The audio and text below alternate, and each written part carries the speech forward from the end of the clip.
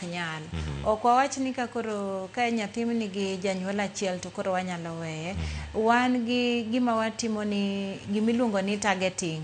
Targeting ni en gima continuous. En gima watimo ka jomoko wuok nikech nyithindo gi kochopo ka gichopo ka gisekadho higa mar 18 to nitie joma kendo wachak waketo. Koro sama waketo joma wuok, sama wang'iyo joma wuok to ofisa ma wan go mana wacho ni children officer cha tiyo gi chief to biro ng'iyo ni to nyathi mane mabe wanyalo keto e yien. Omiyo anya nyiso jopiny ni gima kapo ni in gi shida kabisa kendo inyalo go report ne sub county kanyo nitiere wan gi children officer.